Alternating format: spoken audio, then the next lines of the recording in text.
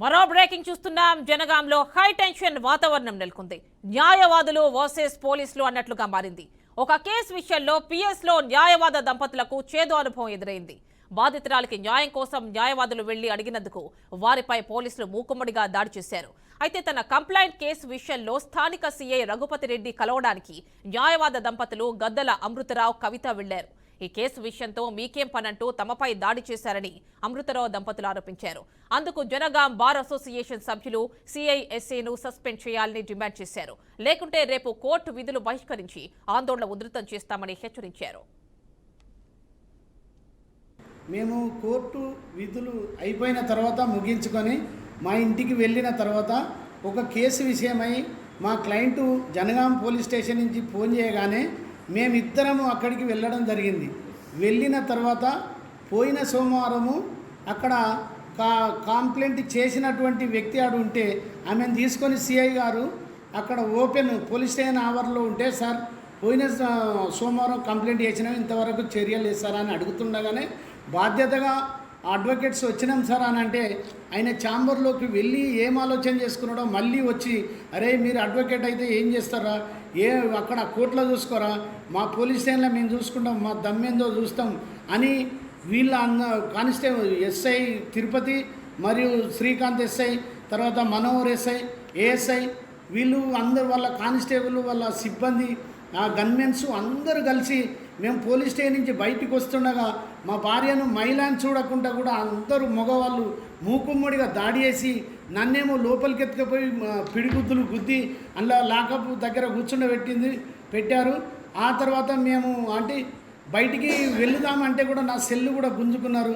కాబట్టి దీనిపై సిఐని సస్పెండ్ చేస్తూ ఎస్ఐని సస్పెండ్ చేస్తూ వీళ్ళందరి మీద చర్యలు తీసుకోవాలని, మామూలు అంటే బాధ్యతగా వెళ్ళిన అడ్వకేట్లకు సమాధానం చెప్పకుండా మాట వేసి మళ్ళీ మూకుమ్మడి దాడి చేసినటువంటి దాన్ని నేను దీన్ని తీవ్రంగా ఖండిస్తూ వాళ్ళందరినీ సస్పెండ్ చేయాలని, బాధ్యులైన అందరినీ ఎంక్వైరీ చేసి సస్పెండ్ చేయాలని మేము విజ్ఞప్తి చేస్తున్నాం. అడ్వకేట్ సార్ మేము మాట్లాడితే బెస్ట్ బయటికి వెళ్ళండి మీరు అని అన్నారు. అనగా మేము బయటికి వెళ్ళగానే విషయం చెప్పగానే బయటికి వెళ్ళండి, అడ్వకేట్స్కి ఏం పని లేదు, కోర్టులో చూసుకోలేదన్న విషయం ఉంటే పోలీస్ స్టేషన్కి ఎందుకు వచ్చిండ్రు అనేసి విచక్షణ రహితంగా తిట్టారండి.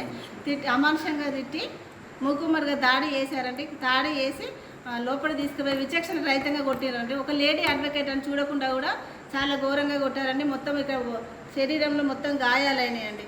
మేము ఉక్కుమ్మడిగా వారిని ఎంక్వైరీ చేస్తే చాలా దారుణంగా కొట్టారు, దారుణంగా తిట్టడం జరిగింది. అది చాలా అమానుషంగా భావిస్తూ మేము తీవ్రంగా ఖండిస్తూ రేపు బార్ అసోసియేషన్ మేము విధులు బహిష్కరించడానికి పూర్తిగా నిర్ణయం తీసుకున్నామండి. వారి ఎవరైతే బాధ్యులు ఉన్నారో వారందరినీ పైన చట్టపరమైన సిఐ గారు ఎస్ఐ. ఇక న్యాయవాదులపై పోలీసుల దాడి ఘటనకు సంబంధించి పూర్తి డీటెయిల్స్ వరంగల్ నుంచి మా కరెస్పాండెంట్ భాస్కర్ అందిస్తారు.